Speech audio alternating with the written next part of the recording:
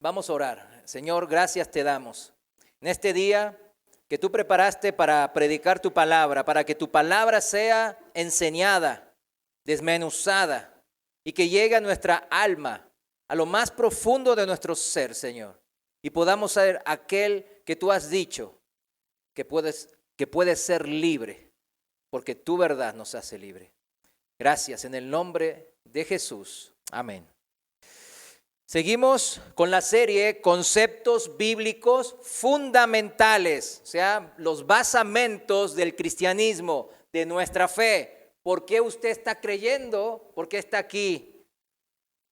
Por estos conceptos bíblicos fundamentales que el Señor ha escrito y ha puesto a través de sus siervos en su palabra, la Biblia. El tema de hoy es el tema, creo que el 8, ¿verdad? Porque puse 7. Es el 8, puse 7 aquí. Que habla de, así, la prédica es rescate y redención, 2 puntos, el precio de la libertad. Rescate y redención. Y el tema es que eso lleva a un precio que lleva nuestra libertad. Ahora, vamos a ver un poquito de lo que la semana pasada vimos, a ver si tienen buena memoria. ¿De qué hablamos la semana pasada? De la justificación, ¿verdad? Entonces, esta justificación de que hablamos, que siempre cuando lo vea en la Biblia, especialmente sale mucho en el libro de Romanos, usted tiene que enlazarlo ¿a qué? Dijimos, a lo legal, a la legalidad de algo. Ahora, entonces, recordemos que el verbo justificar tenía 2 connotaciones básicas y la primera era declarar que alguien no tiene culpa. Y la segunda era demostrar que alguien o algo es correcto. Ese era lo importante. Cuando uno dice, ay, somos justificados. Yo fui justificado. Justificar, ¿qué es? No significa hacer justo a alguien. Dijimos que era muy importante eso. Ahí estaba el nudo del asunto en muchos problemas en muchas iglesias. No significa el justificar hacer justo a alguien, sino que ya llegamos justificados ante la presencia del juez. ¿Sí lo entiende de esa manera? ¿Sí lo entendió de esa manera? Cuando usted llega y usted ya llega ante el juez, ¿quién es el juez? Dios. Él es el juez último e indiscutido. ¿Por qué? Porque Él es el creador de todo el universo, visible e invisible. Él es el dueño de todo, de nuestra vida. Nuestra vida es prestada de Él. Él pone las reglas. Cuando uno suena, Él pone las reglas, yo sé que a muchos les resulta un poco, ay, qué opresor suena eso. Pero ¿por qué pone las reglas, mis amados hermanos? Para el beneficio nuestro, para que no nos andemos golpeándonos en esta vida y lastimándonos en esta vida. Ante este Dios que ve por nosotros siempre estamos presentándonos. Nosotros siempre estamos en su presencia, dice la palabra. El Dios omnipresente y omnisciente, que en todos lugares está y en todos lugares Él puede escudriñar, especialmente lo más profundo de nuestro corazón, dice la palabra. Nosotros entonces estamos siempre ante la presencia de Dios. Siempre estamos dispuestos o debemos de estar predispuestos a presentarnos ante Dios. ¿Y cómo vamos a llegar a Dios? De 2 maneras, culpables o inocentes. Culpables, ¿por qué? Porque la paga del pecado es muerte. Desde Génesis, Él nos da la advertencia que ningún pecado va a quedar sin paga. ¿Por qué? Porque Él es un Dios justo. Si alguien hace algo malo, eso debe de ¿qué? De castigarse. Si no se castigara, o a veces sí se castigara y a veces no, sería un Dios variable, voluble, volátil, que no sabemos cómo va a reaccionar, como somos nosotros los seres humanos, irascibles muchas veces. En cambio, Dios es constante, Él nunca cambia, Él es perfecto, Él no necesita progresar o mejorarse, Él ya es perfecto, por lo que, entonces, Él siempre, el que las hace, siempre las paga para Él, siempre. Ahora, Entonces, ¿cómo presentarse inocentes? Absueltos en la palabra legal, absueltos de nuestra culpa, del pecado. ¿Por qué? Como Él predispuso su plan de redención. Otro pagó lo que corresponde pagar por nosotros. Nosotros debimos pagar con nuestra muerte, pero otro pagó por nosotros con su muerte. ¿Quién es ese otro? Jesucristo, ¿verdad? Él pagó con su muerte en la cruz nuestras maldades. La obra de Jesús me hizo a mí, a usted, justo delante de este juez perfecto. O sea, nosotros llegamos entonces a la presencia de Dios ya o justificados o no. ¿De acuerdo? ¿A qué cosa? A mi creencia, a lo que yo creo. Primera de Pedro, capítulo 3, versículo 18, en la Reina Valera contemporánea. Primera de Pedro, capítulo 3, versículo 18. Versículo importante en el Nuevo Testamento. Dice, porque también Cristo padeció una sola vez por los pecados, el justo por los injustos, para llevarnos a Dios. En el cuerpo sufrió la muerte, pero en el espíritu fue vivificado. ¿Usted cree este versículo que acabamos de leer? ¿Lo cree? Entonces, la sangre de Cristo derramada en esa cruz, su sacrificio de sustitución por nosotros, entonces tiene validez legal sobre mí. Es como que cuando nosotros nos dan documentos, el gobierno nos da documentos que tienen validez real. Si compro una casa, me dan una escritura. Pero hay gente que anda con escrituras apócrifas, falsas. ¿Verdad que sí hay muchos así? Tratando de timar y estafar a la gente. Bueno, entonces nosotros tenemos una validez legal, no apócrifa, legal delante de Dios, justamente por este plan de redención. Cristo con su muerte pagó mis males, mi pecado, y así yo fui justificado. Ahora puedo yo presentarme delante de Dios como justo. Es increíble esto. La justicia de Dios cayó, ¿que sobre quién? Sobre Cristo. Se dice, la ira de Dios cayó sobre Cristo, el justo murió por los injustos, como acabamos de leer, y ahora el creyente, el que cree en este plan de salvación de Dios, tiene acceso libre e ilimitado a Dios. Eso se trata el cristianismo. El cristianismo tiene este poder de Dios, porque el poder de Dios está primeramente en la salvación de aquellos que no los merecíamos. Ahora puede estar en comunión, usted y yo podemos estar en comunión con Dios, podemos estar presentes ante Él. Y eso lo hacemos en esta vida temporal a través del Espíritu Santo. Y en el día postrero, sea con mi muerte, o sea cuando Cristo vuelva, podré estar en la eternidad junto a Dios. La vez pasada leímos Deuteronomio 25:1, pasaje que yo les dije que lo subrayen, lo tengan siempre en mente, porque es la manera que Dios quiere que nosotros hagamos justicia en esta tierra. ¿A qué manera? A su manera. ¿Y su manera cuál es? Deuteronomio 25:1. Dice así, en la Reina Valera contemporánea, dice, cuando surjan algún pleito, las partes, o sea que están pleiteadas, peleadas, acudirán al tribunal para que los jueces juzguen el caso.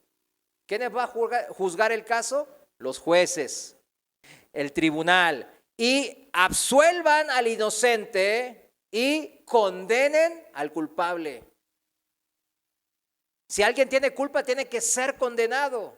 Eso es justicia. Es que todo el mundo dice, no, pues es que si Dios es perdonador, que perdone todo. Pero cuando le pase a uno, ahí sí lo entiende mejor, ¿verdad? Si usted o su esposa o su hijo o un ser querido es lastimado, violentado, y el juez declara inocente a esa persona, ¿cómo se sentirá usted? No va a sentirse bien porque hubo una injusticia.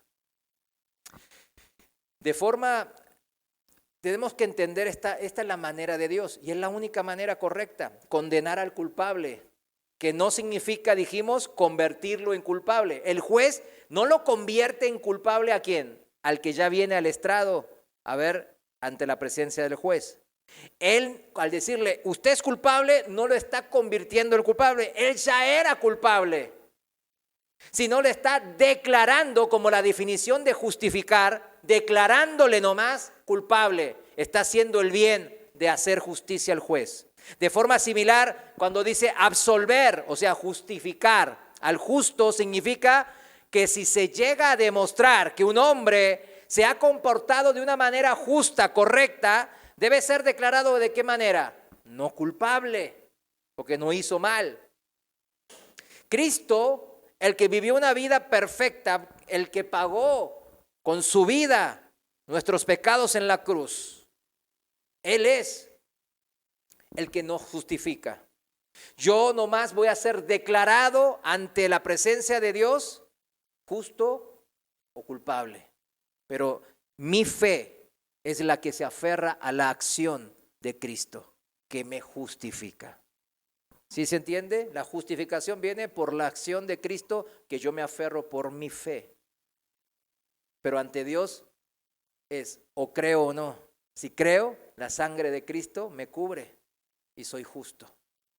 Si no creo, voy a tener que pagar con mi vida, mis pecados, tarde o temprano. Lo importante aquí, y la buena noticia, ¿no? Por eso se llaman las buenas nuevas, es que Cristo obedeció hasta la muerte de cruz al Padre. Y en este acto de Jesús, en su vida y en su muerte, puede uno ver la justicia de Dios actuar. En Deuteronomio 25:1, como vimos, esto es lo que demanda Dios a los tribunales y jueces terrenales de todas las naciones. Pues cómo Él entonces se iba a saltar su propia ley. No iba a hacerlo. ¿Dios podría hacerlo? Algunos, fíjense, esto es muy filosófico, ¿no? ¿Dios podría hacerlo? Claro, para Dios nada es imposible. Pero Dios no puede negarse a Él mismo, dice la palabra también en 2 Timoteo. ¿Qué significa eso? Dios no puede negar las mismas leyes de justicia y amor que Él emitió, porque emanan de su mismo ser, representan su mismo carácter y su misma esencia. Son parte inherente de Dios, la justicia, el amor, la misericordia, la compasión, la bondad. Entonces, si Él se saltaría esa ley, esa no sería su manera de actuar. Por eso podemos decir, y después más a rato vamos a verlo de vuelta, que Él no puede negarse a sí mismo. Él no puede saltarse la ley que nos ha dado. Amén. Él es un Dios justo siempre y no se brinca la ley según su conveniencia o antojo. No es un Dios caprichoso, aun cuando eso, la consecuencia, sea de beneficio. O sea, la salvación de nosotros. No lo hace así. ¿Se imagina que Dios por amor nos perdonara cuando fuéramos culpables y que nadie haya pagado el precio del crimen? Eso es imposible. Iría en contra de sus propios principios Dios. Y vuelvo a repetir, Él no puede negarse a sí mismo. Leímos también Proverbios 17:5 en la traducción viviente que dice, absolver al culpable y condenar al inocente son dos actos que el Señor detesta. Y Él es el primero siempre en dar el ejemplo. Él siempre es el ejemplo a seguir. Y fue y tomó su cruz en obediencia, y nosotros también, entonces, si somos sus discípulos, tenemos que tomar nuestra cruz y vivir ahora por fe. Y esto mucho tiene que ver con los conceptos bíblicos fundamentales del día de hoy: rescate y redención. El precio, dijimos que era de la libertad, de nuestra libertad.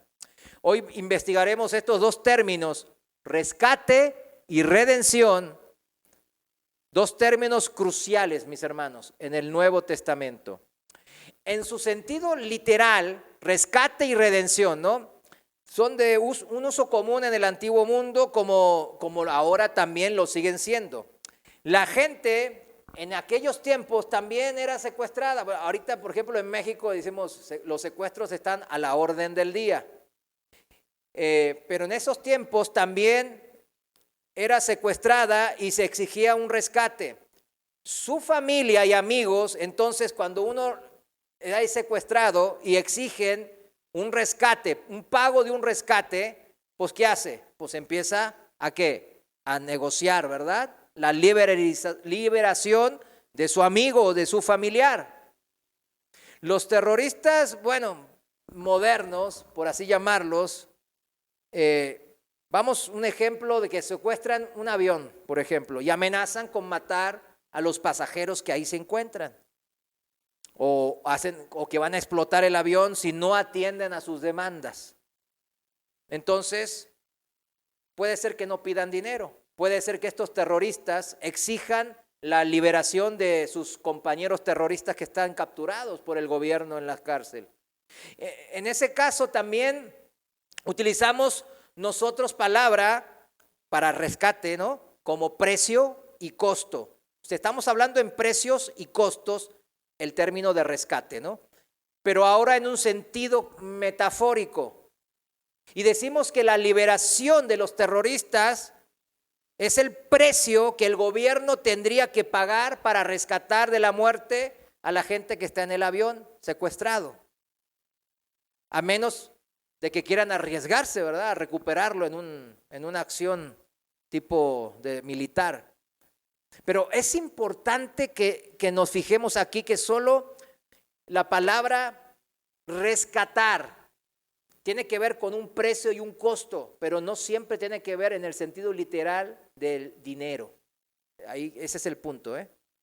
Es importante que nos fijemos aquí que solo utilizamos nosotros la palabra redimir si se habla de pagar para que alguien se libere de la prisión, de la esclavitud o de una amenaza o de la muerte. Recordemos, la palabra redimir o rescatar es utilizado de esta manera positiva en el sentido de que es liberado de algo, de una esclavitud, de la prisión o de una amenaza de muerte. No se puede utilizar el término redimir para cuando algún corrupto, pervertido, pagan a los padres para comprar a los niños, para someterlos a una prostitución infantil. ¿Verdad que ahí no es redimir la palabra adecuada? No es rescatar la palabra adecuada.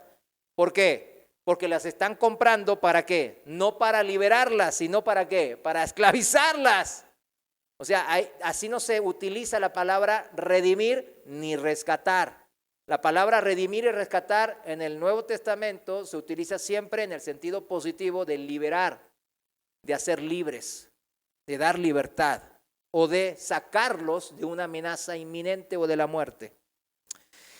En determinadas circunstancias, las personas pueden redimir incluso algo que estrictamente está hablando de su propia propiedad, de que algo que es suyo. Usted está redimiendo algo que es suyo, ¿no? Un hombre que necesite urgentemente de dinero, si pasa aquí en México es mera casualidad, ¿no? Puede decidir empeñar su reloj, va al monte de Piedad, ahí, o aquí a la esquina, no sé. Y el prestamista va con el reloj y dice, bueno, lo valora. Y dice, mira, te puedo dar tanto.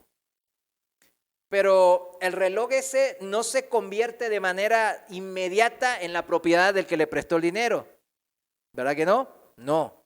Él lo tiene a cuenta de que el otro pues, se comprometa a pagar y un precio mayor. O sea, durante un periodo de tiempo determinado que acuerdan las dos partes, continúa siendo propiedad del dueño original, pero si éste quiere volver a tomar posesión de la propiedad del reloj, debe que, en un margen de tiempo acordado, ¿qué hacer? ¿Hacer qué? Redimirlo, o sea, rescatarlo, volverlo a comprar. Es decir, volver a comprar el reloj. Y el precio que tendrá que pagar, ¿cuál será? Por supuesto que va a exceder la cantidad que recibió él como préstamo originalmente del monte de Piedad o del prestamista.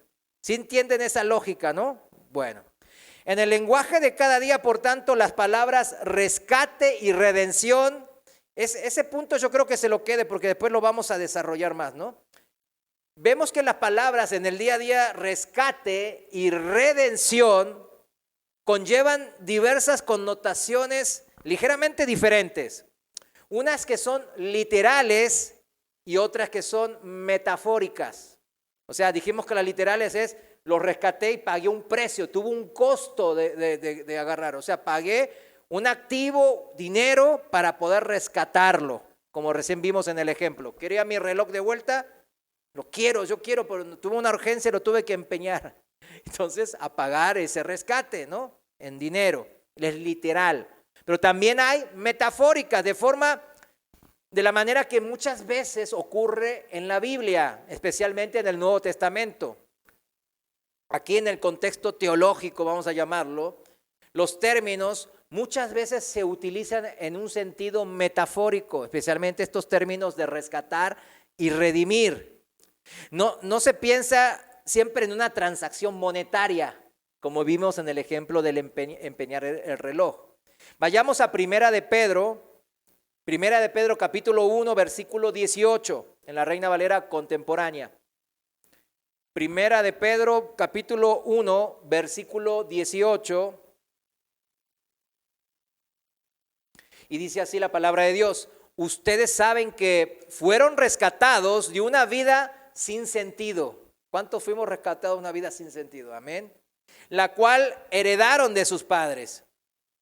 Y que ese rescate no se pagó con cosas corruptibles. Aquí está. No se pagó con dinero. O sea, no es literal, como el oro y la plata, dice.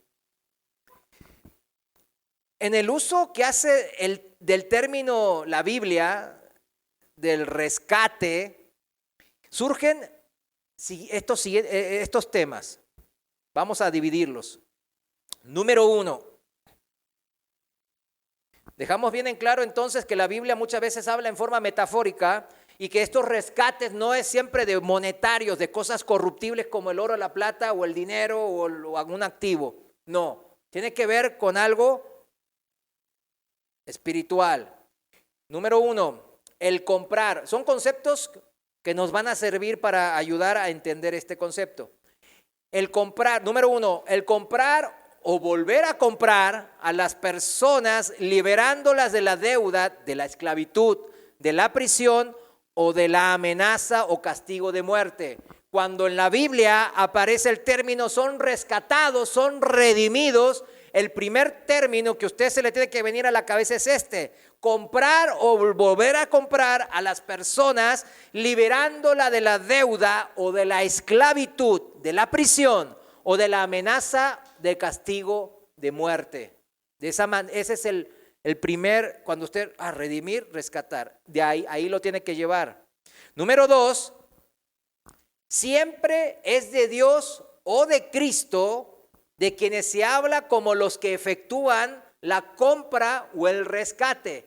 ¿Quiénes son los que rescatan o compran o efectúan la compra o el rescate? ¿Quiénes son siempre en la Biblia? Dios o Cristo, siempre así se menciona. Siempre el rescatador, el redimidor, siempre en la Biblia va a ser Cristo o Dios, va a aparecer de esa manera, indistintamente. No se menciona en ningún lado que haya algún hombre o ángel que se redima a sí mismo o redima a su hermano. Acuérdenlo. Yo sé que para muchos esto es bien básico, es bien obvio, pero en la doctrina de la iglesia de ahora les aseguro que esto no es tan básico.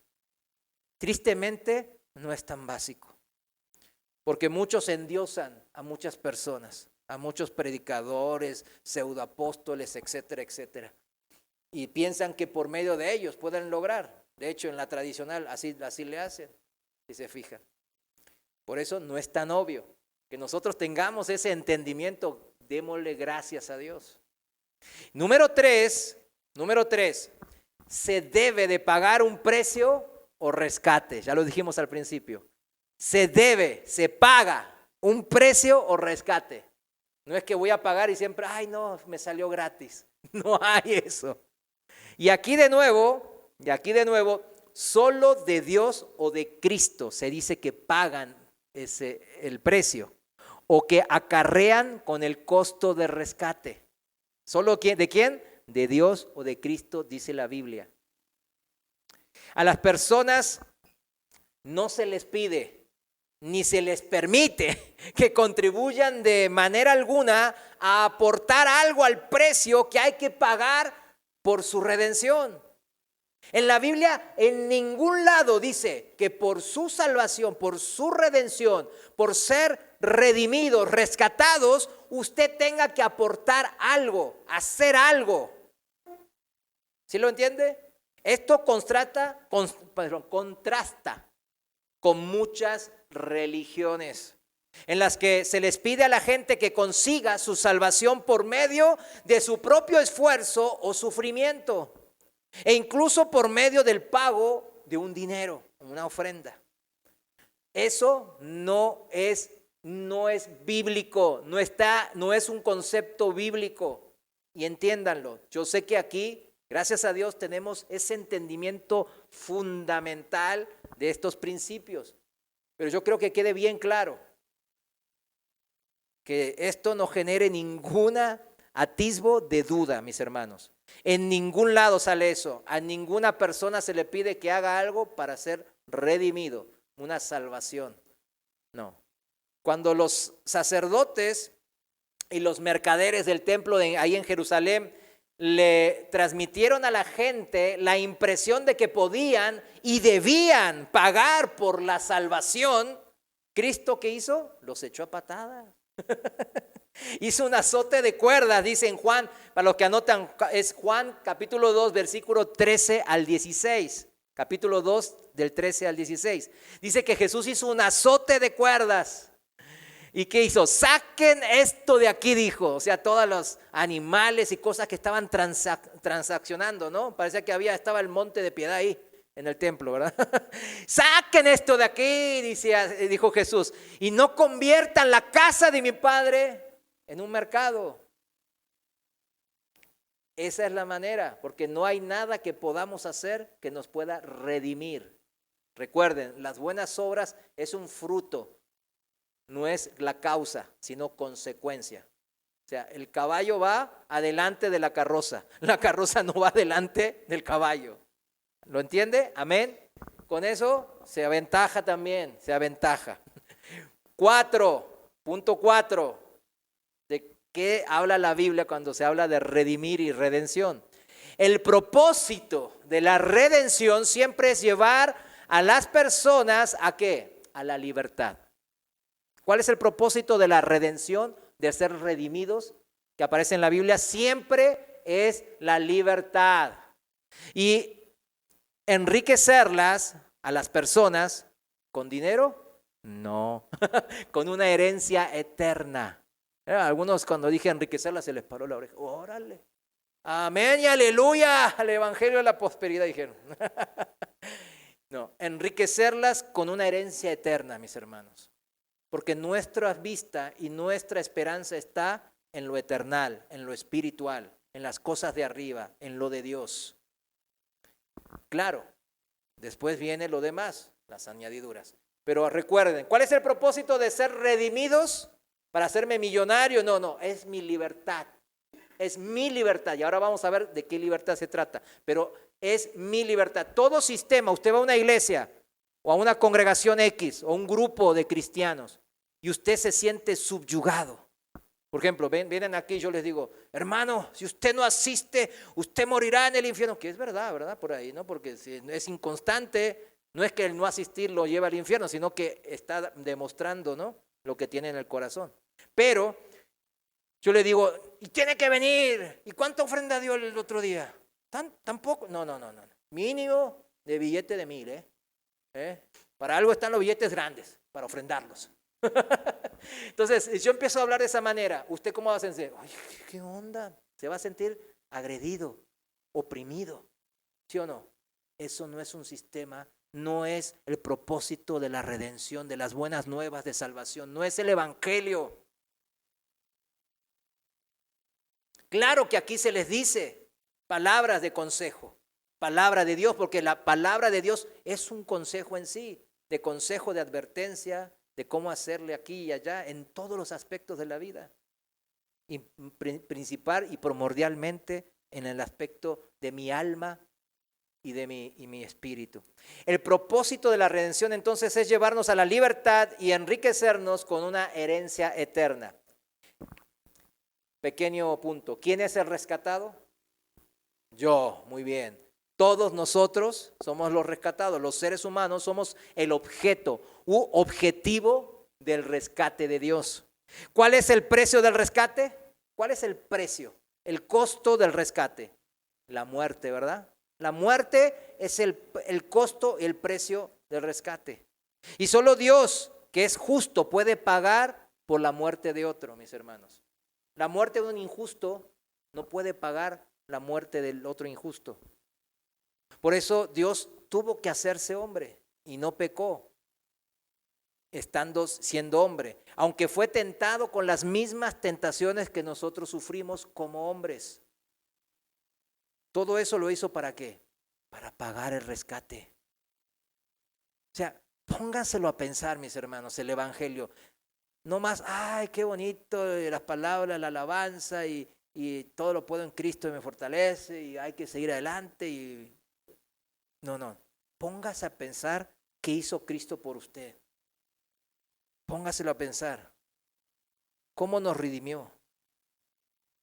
¿Quiénes obtenemos entonces esa redención por el pago que hizo Cristo con su muerte en la cruz? ¿Quiénes? Nosotros, ¿quiénes somos nosotros? Los de la fe. Amén. Sin fe no podemos agradar a Dios. Sin fe no nos podemos presentar a Dios justificados. Él no nos puede declarar, hoy un justo. No, porque va a ver nuestro corazón y va a saber que no hay fe ahí. Pues no, sigue bajo la ira de Dios, bajo el juicio de Dios. Y el propósito de esta redención, lo voy a repetir por enésima vez, es la libertad, ser libres eternamente. ¿Libertad de qué? Subraye, ¿libertad de qué? Número 1, libertad de la culpa de los pecados pasados. Acá yo cuando recuerdo mi vida anterior digo, ay Señor, increíble la libertad, pero si no hay que vivirlo, esa libertad. Es como, ¿vieron cuando uno está llevando? Yo cuando tenía la bodega, a veces yo les pedía, mándenme en cajitas pequeñas, pero a los de allá a mi proveedor no le gustaban las cajas pequeñas porque tenían que trabajar de más, porque mientras más pequeñas, cada caja implica un empaque, ¿verdad? Un embalaje. Entonces ellas me querían dar unas cajotas así gigantescas y a veces pesaban hasta 100 kilos. Y se rompían todas, venían todas rotas desde la aduana. Y después la bajamos a unos 40 kilos. 40 kilos es mucho también, ¿no? Yo me acuerdo que las bajaba, yo ayudaba, y no, yo decía, ¡ay! Un peso, pero cuando me la sacaba, ¡ay! Decía, pero mejor que eso. Así me saqué el peso yo de mis pecados pasados. Y el diablo, ¿cuántas veces nos señala? ¡Ah, pecador, mira lo que hiciste con esa! ¡Ey, esto y los otros! Al principio no. Y más cuando está uno en una mala doctrina que no le dicen cómo es, qué es ser redimido, qué es ser justificado. Entonces uno cuando el diablo le señala y lo acusa, ay, no, ay, sí, Señor, ¿por qué? Ayúdame, ¿qué tengo que hacer? Ir a tal rodilla, pues algo tengo que hacer para agradar a Dios. Entonces vuelve eso. ¿Se entiende cómo todo el diablo opera en nuestra mente? ¿Libertad de qué? Libertad de la culpa de los pecados pasados. No se puede deshacer el pasado, ¿verdad que no se puede? Ni siquiera Dios, escúcheme bien, puede cambiar la historia. ¿Por qué? Porque Él ya la historia la va a dejar así. No es que le sea imposible, Él puede, acuérdense que Él puede retroceder el tiempo Él lo creó, pero Él no lo hace a capricho. Volvemos, Él no es un Dios caprichoso, Él es un Dios confiable, fiel, digno de confianza. Y para que sea digno de confianza, Él crea leyes y Él las respeta. El creador de la ley tiene que respetar. Es como los diputados, por eso los diputados no tienen muy buena acogida, ¿verdad? Entre nosotros, porque ellos crean las leyes, los diputados y los senadores, y después ¿qué hacen? Pues se la pasan por el arco de triunfo, ¿verdad? Y cuando ellos o sus hijos pueden pasárselo por arriba, lo hacen. Entonces eso nos genera a nosotros impotencia y así, pues estar, ay, estos pero Dios no es así. O sea, no se puede deshacer lo que nosotros hicimos, los males que hicimos. Hicimos muchos males. Lo hecho, hecho está. Lo que Dios ofrece a través de Cristo es la liberación de la culpa por los pecados pasados. Ahí está. Cuando usted sabe que ha creído y es nueva criatura en Cristo, la culpa de las cosas que usted había hecho, esas horribles, ya Cristo me liberó de eso. Muchas personas son perseguidas por su pasado, ¿sí o no? Yo fui perseguido muchos años por mi pasado. Por mucho que trataba yo de olvidar de lo que ocurrió y comenzar de nuevo, me perseguía eso, porque estaba en una mala doctrina. Tan fácil como ahora que el pastor se pare en el púlpito y me predique lo que está escrito en la Biblia. Pero como hablaban de sus puros rollos y de que había que ofrendar porque él quería una casa más grande y quería una iglesia más bonita y quería cambiar el carro, pues ¿qué hacemos? Entonces, bien ignorantes.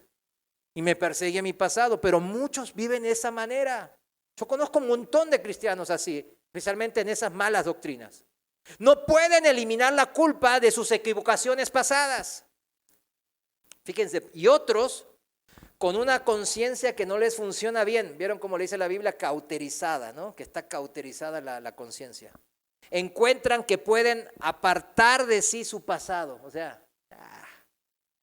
como la adúltera del libro de Proverbios. Voy a dar un ejemplo. Proverbios 30:20. Lo conocen, ¿verdad? Aquí las mujeres. Proverbios 30:20 en la Reina Valera Contemporánea dice, la mujer adúltera, promiscua, se porta así, dice, come, se limpia la boca y afirma, no he hecho nada malo. Entienda el eufemismo, si lo entiende, ¿no? O sea, así es la mujer adúltera. La mujer adúltera ahora, fíjese que hasta salen ahí, ya salen en las redes sociales, orgullosas de decir este tipo de cosas, que no es nada. Pero semejante irresponsabilidad, mis hermanos, semejante irresponsabilidad no rompe la cadena de verdadera culpa. Y aquí no nos referimos a complejos de culpa psicológicos, ¿no? Ahí tengo el complejo de Edipo, tengo el complejo. No estamos hablando de cosas del mundo. No rompe esa cadena. Hace algunos años hubo unos ladrones, fue un caso bien sonado porque ahí en Europa asaltaron un tren, hicieron una película de esto, de hecho.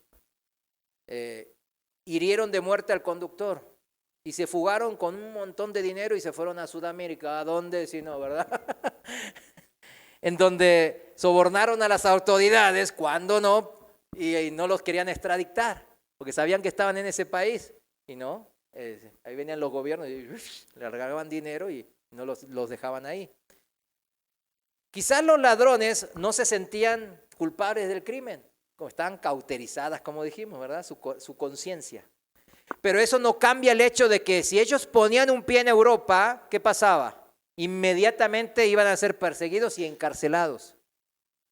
Un día todos los hombres y mujeres se encontrarán delante del tribunal de Dios, todos, quiera o no quiera. El paso de los años o el ser convenientemente cortos de memoria no va a borrar el pasado. Ay, no me acuerdo. Mejor olvidar el pasado y mirar al futuro. No es la manera. A menos de que hayan permitido de que Cristo quite la culpa que los encadenaba a su pasado. ¿Quién puede quitar la culpa que me encadena a mi pasado? Cristo. No algo psicológico, no mis consultas con mi psicólogo, ni pastillas para olvidar, no el alcohol mucho menos, etcétera, ¿no? La cadena se rompe con Cristo. La redención, mis hermanos, significa que Dios puede entonces romper nuestras cadenas en esta vida si nos arrepentimos.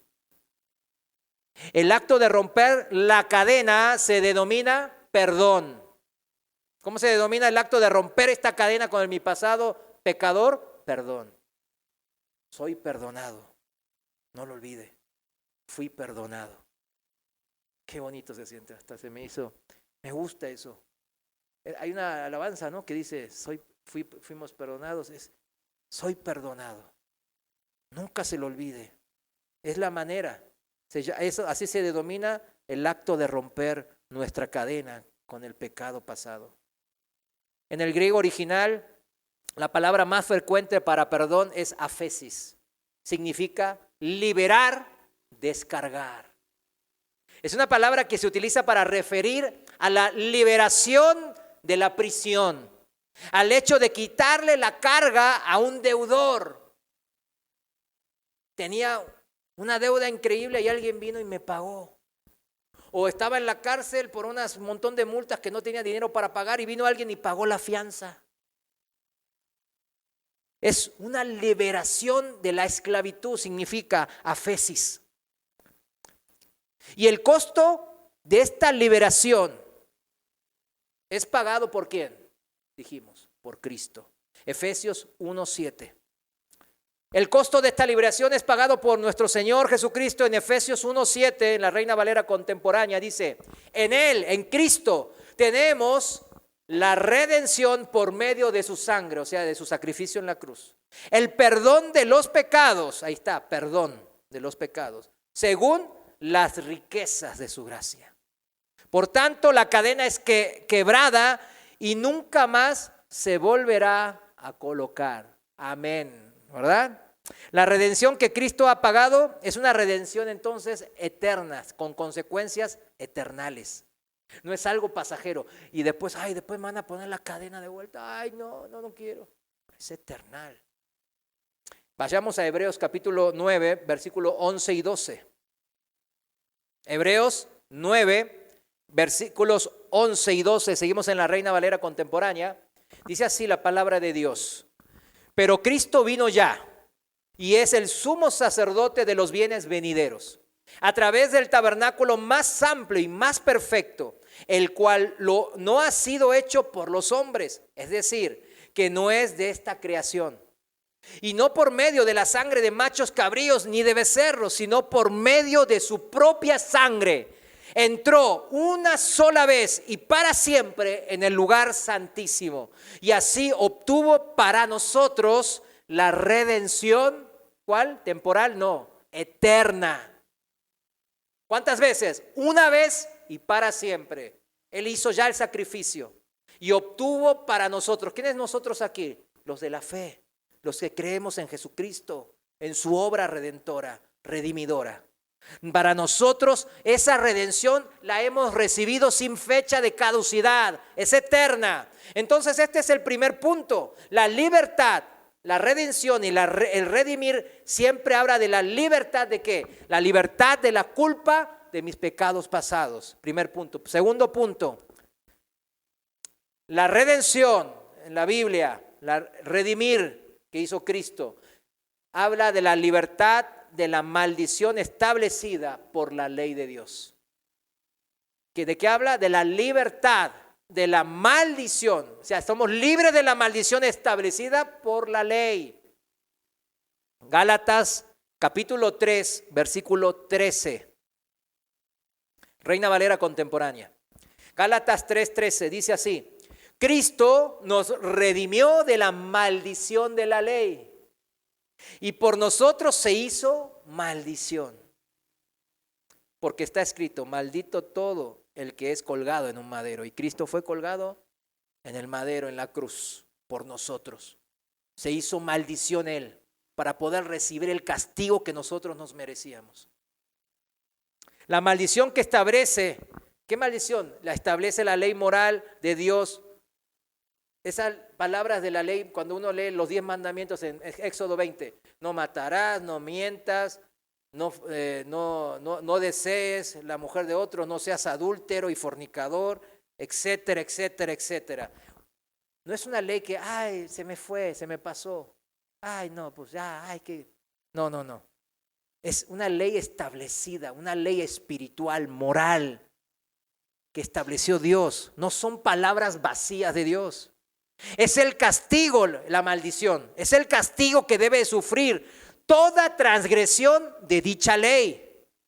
Puede que la tendencia de algunos sea defender que, puesto que no creen en Dios, así Yo me encontré con muchos ateos, de hecho. Como dicen, como yo no creo en Dios, o no sé, soy agnóstico, sé que algo debe de haber, pero no estoy seguro. Así que eso ya es como un escudo. Ya, esto me da un escudo contra la ley de Dios. Pero la ley de Dios aplica a todo ser vivo. O está muerto. Está vivo, ¿verdad? Entonces, la ley le aplica a usted. Usted fue creado a la imagen y semejanza de Dios. La ley de Dios aplica. Crea o no crea. Esta gente no reconoce el derecho de Dios de establecer mandamientos o prohibiciones, ni que le impongan castigo. ¿Quién se cree que es Dios para imponerme castigo? Si es que existe. Si es que existe, ¿quién es Dios para imponerme a mí castigo? O sea, yo vivo mi vida, yo soy dueño de mi vida, yo hago lo que se me canta en gana. Así dicen. Es un argumento falso. La ley moral del Creador está escrita en todo corazón humano, dice la palabra de Dios. Y no tendrán excusa, dice la palabra. Romanos capítulo 2, versículo 14 al 16, ahí está escrito. Y dice así, Romanos 2, 14, Reina Valera contemporánea, dice, porque cuando los paganos, ¿quiénes son los paganos? Los ateos, los que no creen en Dios, los que rechazan la existencia del Dios vivo.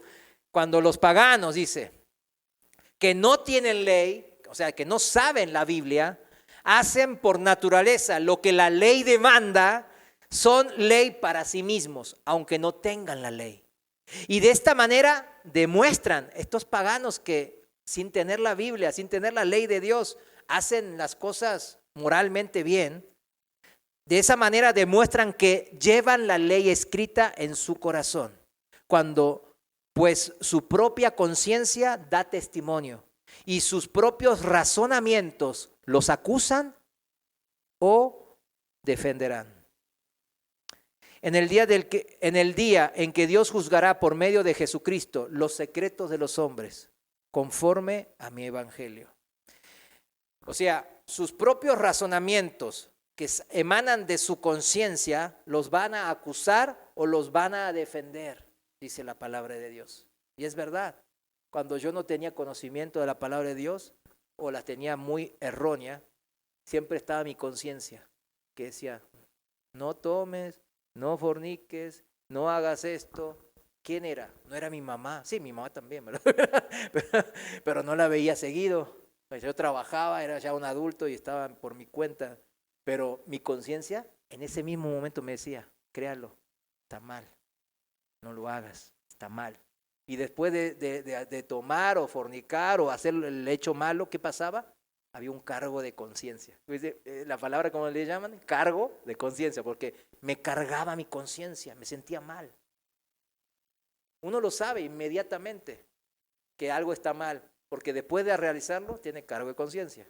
Bueno, a los maras salvatruchas, a los narcos que ya tienen más de 10 años de experiencia, bueno, ellos ya tienen cauterizada, dijimos, no mucha la conciencia, pero aún hasta el más salvaje le queda todavía un apisco de conciencia, le puedo asegurar. A menudo dicen por ignorancia, mejor que no nos den las leyes, mejor no tener conciencia que nos acuse. ¿Usted cómo cree que sería un mundo sin conciencia y sin leyes morales de Dios? Sería un mundo tremendamente desorganizado, desordenado, un caos, todavía más de lo que, mire, usted dice, si ahora hay un caos, hermanos, no, imagínense si sería un super caos, muchísimo más violento, corrupto, perverso e injusto del que todavía ahora estamos viviendo, muchísimo más, si no tendríamos las leyes de Dios, ni la conciencia que Dios puso. Pero lo peor es que cuando llegue el juicio divino de Dios, en aquel día de mi muerte o de su regreso triunfal, estaremos todos bajo el juicio de Dios. Si no tenemos leyes ni conciencias,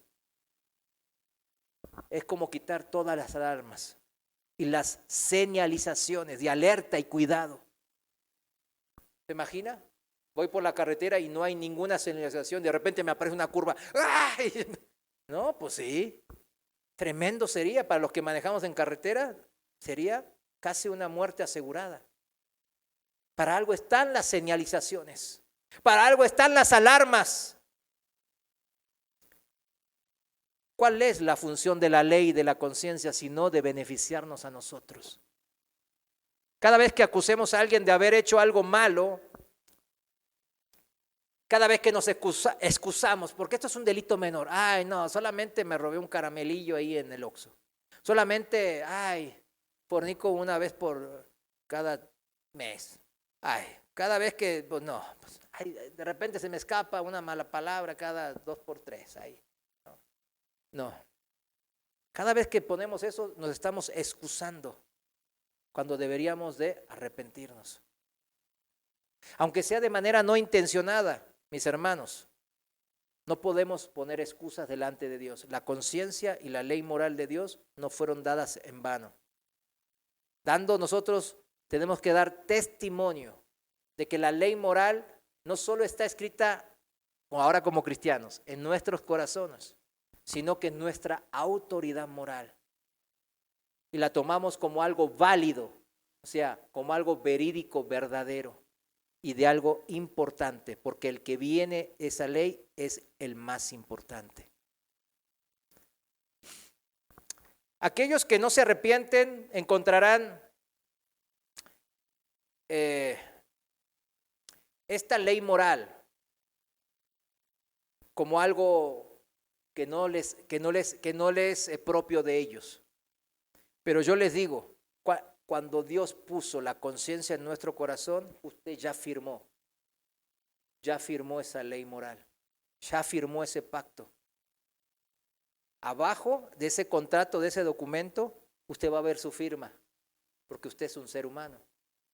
Ya si fuese un perrito, un gatito, un elefante, yo qué sé, un pececito, un pajarillo, pues no. Pero si usted es un ser humano, usted ya firmó eso. Y si usted no se arrepiente, ese documento que está firmado por usted, porque usted tiene conciencia, es una evidencia contra usted en el juicio final.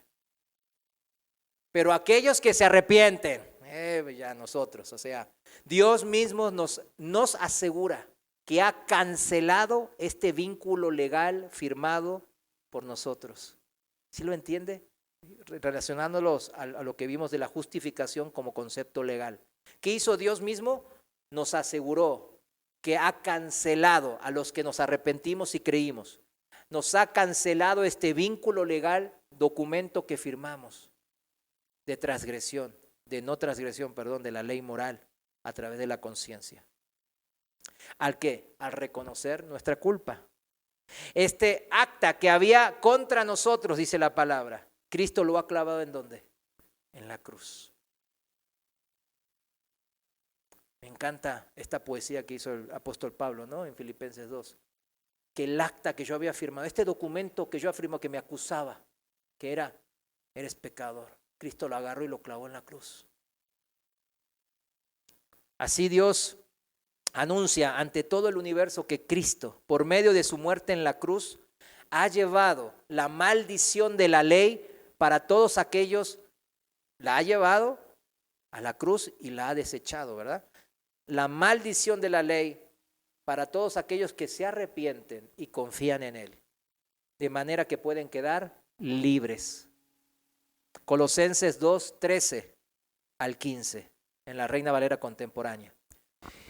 Colosenses 2:13 dice, antes ustedes estaban muertos en sus pecados, aún no se habían despojado de su naturaleza pecaminosa, pero ahora Dios les ha dado vida juntamente con Él y les ha perdonado todos sus pecados. ¿Cuántos? Todos. Ha anulado el acta de los decretos que había contra nosotros y que nos era adversa, contraria. La quitó de en medio y la clavó en la cruz.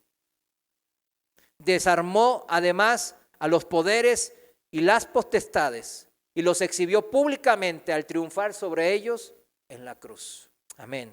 Yo le doy gracias a Dios. Gracias al Señor Jesús por esta redención. El precio de la redención. El precio de la redención. El rescate pagado por la redención de la humanidad fue nada menos. ¿Cuál fue el precio y el costo? Que la muerte de Cristo.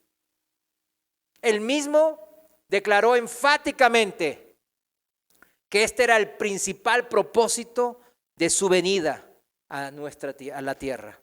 En Marcos capítulo 10, versículo 45, él dice: porque si ni siquiera el Hijo del Hombre vino para ser servido, sino para servir y para dar su vida en rescate por muchos. Primera de Pedro 1, 18, 19, ya lo habíamos leído. Bien claro ahí dice: sabiendo que fuisteis rescatados. ¿Con qué cosa? Con la sangre preciosa de Cristo. Para que captemos, para captar la inmensidad del precio del rescate, tenemos que recordar quién es Cristo, mis hermanos. ¿Quién es Cristo? ¿Quién es aquel que murió maldecido en un madero por mí, por usted? ¿Quién es esa persona? Colosenses 1:14 habla bien claro. Usted, ¿quién es? ¿Cómo se define a Cristo? Colosenses 1:14. Vamos a leerlo. En quien tenemos redención por su sangre. Aquí está de vuelta la palabra redención. El perdón, romper cadenas de los pecados. Él es la imagen del Dios invisible, el primogénito de toda la creación. O sea, dijimos que tenía preeminencia, ¿no? No el primero creado. Él es ¿quién? La imagen del Dios invisible. Él es Dios, está diciendo. En Él fue creado todo lo que hay en los cielos y en la tierra, todo lo visible y lo invisible, tronos, poderes, principados o autoridades. Todo fue creado por medio de Él y para Él. Él existía antes de todas las cosas y por Él se mantiene todo en orden. En otras palabras, el Redentor no es otro más que el Creador encarnado. Es increíble. A mí la primera vez que me cayó el 20, como dicen aquí en México, este punto, que el Creador mismo se hizo hombre para morir por mí, yo digo, es algo que no puede entrar en mi mente.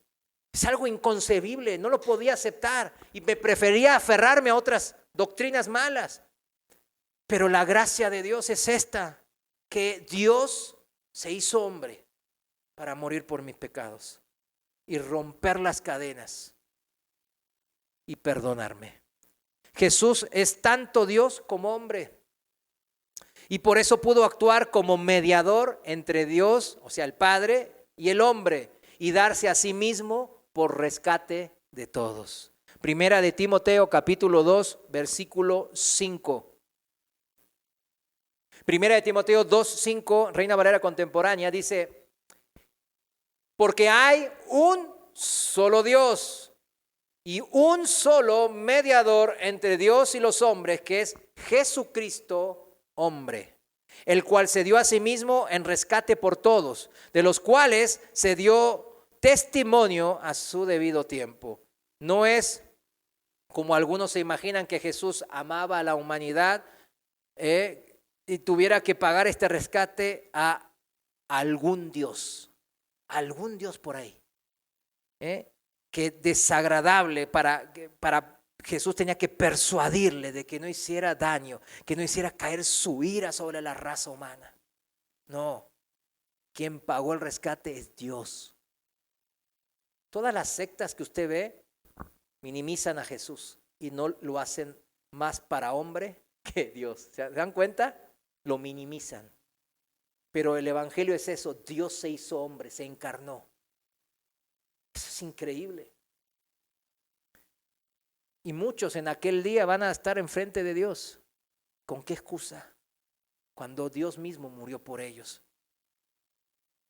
Y el amor, mis hermanos, que movió a este Cristo, a nuestro Señor, a dar su vida en rescate por nosotros, era una expresión perfecta del amor del Padre hacia los hombres. Él es la viva imagen de Dios Padre. Porque Cristo, que era Dios, era y es la imagen y expresión perfectas del Dios invisible, dice. ¿Y Dios qué es? Dios es amor. En 1 Juan 4:10, bien claro lo dice: en esto consiste el amor. A ver, cuando preguntan, ay, ¿me amas? Te amo, no sé qué, y basan el amor en muchas cosas superfluas. Pero aquí la Biblia lo dice bien claro, en qué consiste el amor.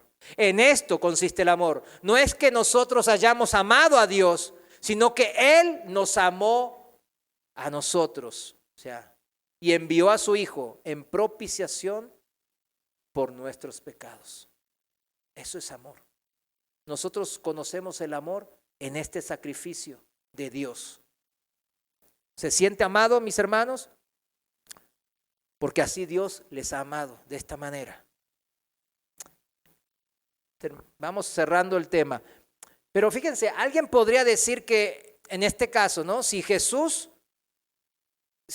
no le pagó el rescate a Dios, por ejemplo, ¿no?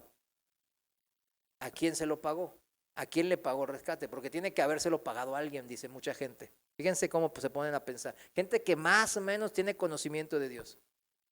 Pero argumentar de esta manera, así como acabamos de decir, es olvidar lo que ya hemos señalado, que el término rescate en este contexto de la Biblia se utiliza como una metáfora para indicar lo que le costó nuestra redención al Padre y al Hijo. El costo. No es siempre términos monetarios y dineros de materiales. El precio no fue un pago de dinero literal que recibió una tercera persona. El precio fue el sufrimiento y la muerte. ¿Sí lo entiende? Porque siempre dice, entonces Jesús le pagó a Dios. No, Dios no tiene que ser pagado. El Padre no tenía que ser pagado por eso. Él tenía que respetar la justicia, su ser, su forma de ser, su misma esencia, que es ser un ser justo, donde hay una justicia perfecta. Pero no era que Cristo murió en la cruz y le pagó al Padre. No. Eso no está bien. Eso es lo que nos estamos refiriendo aquí. El precio que fue, el costo fue el sufrimiento y la muerte de Cristo. Supongamos, vamos a poner un ejemplo y se va a entender muy fácil. Supongamos que hay un bote de salvavidas, ¿no? En el Titanic. Digamos que está en el Titanic, ¿no? Y ¿se acuerdan que había pocos botes que se escapaban? Y bueno, ahí se metían a varios. Y digamos que y se metieron, dicen que muchos de esos botes se hundieron. ¿Por qué? Porque era para un peso determinado y se metió más del doble. Entonces estaban ahí todos así y entraba el agua por los lados y se estaban hundiendo poco a poco. ¿Qué se debía de hacer entonces? Pues bajarle el peso, ¿sí o no? Ni modo que nos pongamos a dieta inmediatamente. ¿Qué había que hacerle? Pues alguien se tenía que bajar, o sea, morir. Alguien se tenía que bajar, pero ¿quién se bajaba? Nadie, y todos morían.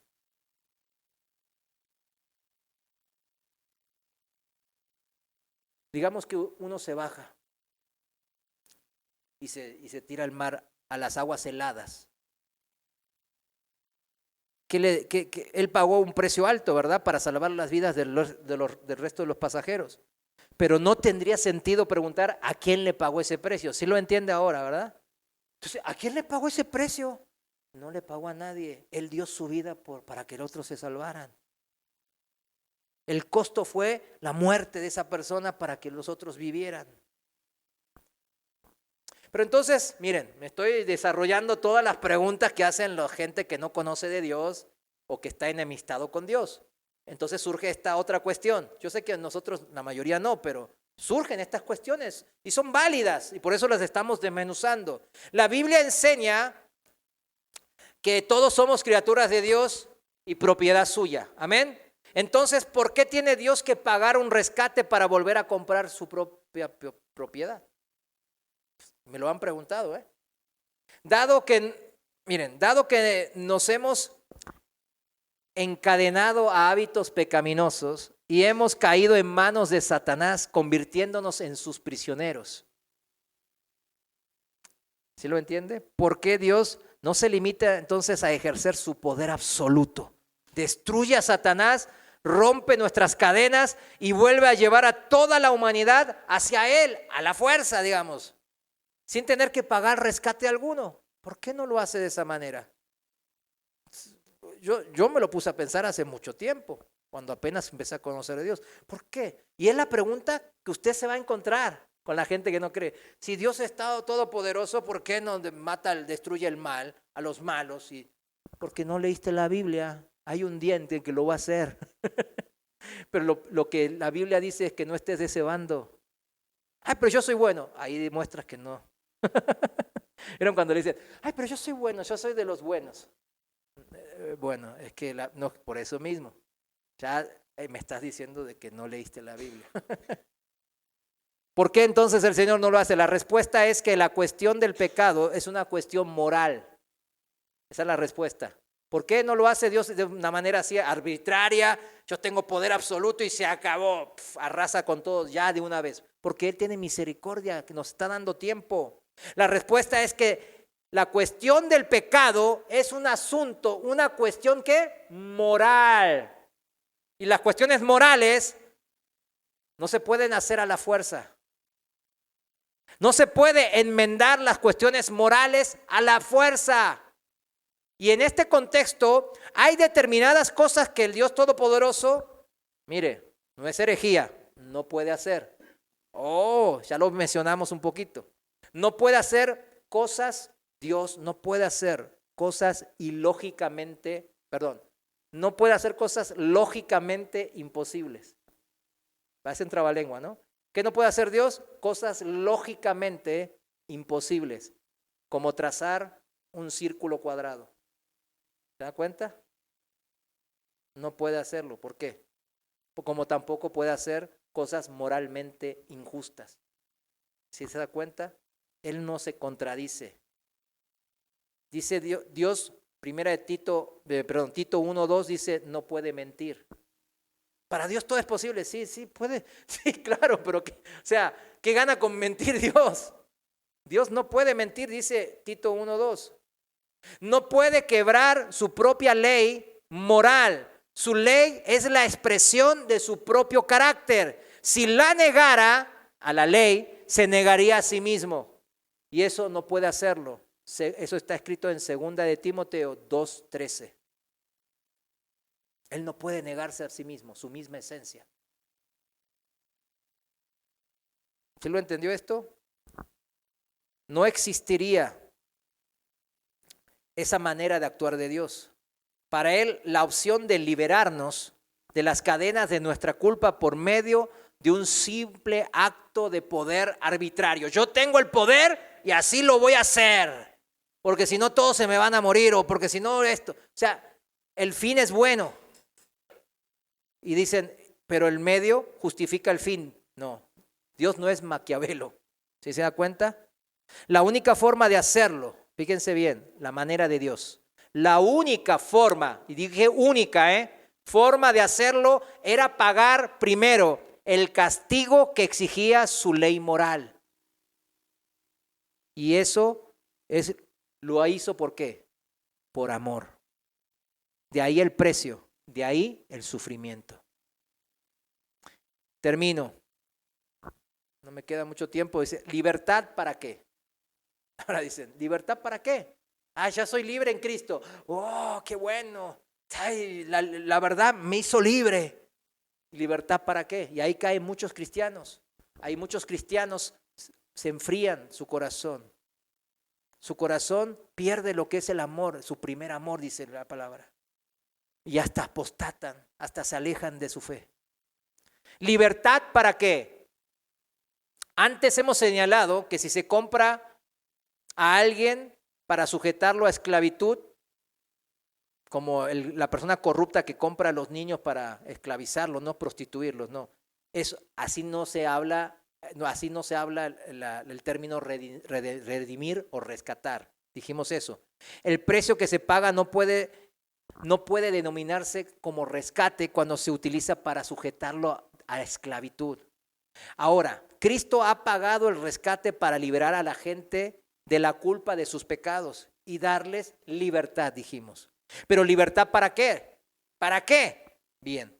Obviamente no para que puedan continuar pecando con impunidad.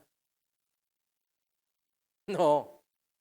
Porque el pecado crea la adicción y esclaviza a aquellos que lo practican constantemente sin arrepentirse. ¿Qué hace el pecado? Crea adicción. ¿Qué dijimos que era el perdón? Romper la cadena del pecado, ¿sí o no? Si fui perdonado, pero si yo vuelvo ¿Puedo tropezar de vuelta con un pecado? Sí, todos lo cometemos, todos pecamos. Ahora, si yo sigo, lo practico constante y no me arrepiento y sigo cayendo en esa actitud, eso crea una adicción. Y la adicción esclaviza a aquellos que lo practican. ¿Sí lo entiende? Todos los que hemos caído en diferentes adicciones lo sabemos eso. La práctica hace al monje, dice, ¿verdad el dicho? Es lo mismo. Cito la última, que terminamos. Romanos 6, 16. Escúcheme bien. Acá nos dice para qué el Señor nos libertó. Romanos 6, 16, lo voy a leer en la traducción viviente. Hay un propósito. Hay un propósito para su vida, diría el predicador de prosperidad. Hay un propósito en su vida. Es ofrendar y ser grande en este mundo, ser un campeón. No. Aquí está el propósito, mis hermanos. Versículo 16, traducción viviente. ¿No se dan cuenta de que uno se convierte en esclavo de todo lo que decide obedecer? Uno puede ser esclavo del pecado, lo cual lleva a la muerte, o puede decidir obedecer a Dios, lo cual lleva a una vida recta. Antes ustedes eran esclavos del pecado, pero gracias a Dios ahora obedecen de todo corazón la enseñanza que le hemos dado, o sea, el evangelio. Ahora son libres, aquí está la libertad, de la esclavitud del pecado y se han hecho esclavos de la vida recta, dice esta versión. Uso la ilustración de la esclavitud para ayudarlos a entender todo esto, porque la naturaleza humana de ustedes es débil. En el pasado se dejaron esclavizar por la impureza y el desenfreno, lo cual los hundió aún más en el pecado. Ahora deben entregarse como esclavos a la vida recta, o sea, la vida de justicia de Dios, para llegar a ser santos. Cuando eran esclavos del pecado, estaban libres de la obligación de hacer lo correcto. ¿Y cuál fue la consecuencia? Que ahora están avergonzados de las cosas que solían hacer, cosas que terminan en la condenación eterna. Pero ahora quedaron libres del poder del pecado y se han hecho esclavos de Dios. Ahora hacen las cosas que llevan a la santidad, que dan como resultado la vida eterna. Aquí está. Pues la paga que deja el pecado es la muerte, pero el regalo de Dios que Dios da es la vida eterna por medio de Cristo Jesús, nuestro Señor. Amén. Aquí tenemos entonces una afirmación, mis hermanos, bien clara de para qué fuimos hechos libres. Si Él nos liberó de las cadenas del pecado, no es para que nos volvamos a encadenar al pecado, sino para que vivamos esa libertad de poder ahora ya sentirnos sin culpa y hijos de Dios, amados por el Dios Altísimo, y en comunidad y en amistad con Dios, vivir esta vida en santidad como Él la vivió. Por último, gracias por la paciencia. Con esto sí cierro. Tengo que cerrar con esto. Una afirmación acerca de aquello de lo que Cristo redime. ¿Para qué redime? Tito 2:11. Dice así, porque la gracia de Dios, lo leo en la Reina Valera contemporánea, porque la gracia de Dios se ha manifestado para la salvación de todos los hombres y nos enseña que debemos renunciar a la impiedad y a los deseos mundanos y vivir en esta época de manera sobria, justa y piadosa, mientras aguardamos la bendita esperanza y la gloriosa manifestación de nuestro gran Dios y Salvador Jesucristo, quien se dio a sí mismo por nosotros para redimirnos, rescatarnos de toda iniquidad y purificar para sí un pueblo propio, celoso de buenas obras. Póngase de pie. Aquí Dios ya les ha dicho para qué ustedes fueron libertados, redimidos y rescatados. Para todos aquellos que hemos creído en el sacrificio en la cruz, de que Cristo se hizo maldición por nosotros y que Él nos dio, así nos ofreció el perdón, el romper las cadenas de esta vida mundana, vana, sin futuro y sin eternidad, más que en el infierno. Si usted está agradecido, cierre sus ojos. El que pueda levantar las manos, levante las manos y diga: Señor, me entrego a ti, Señor, en este momento. Aquí está mi corazón. Tú lees el corazón hasta lo más profundo de mi ser, tú lo sabes.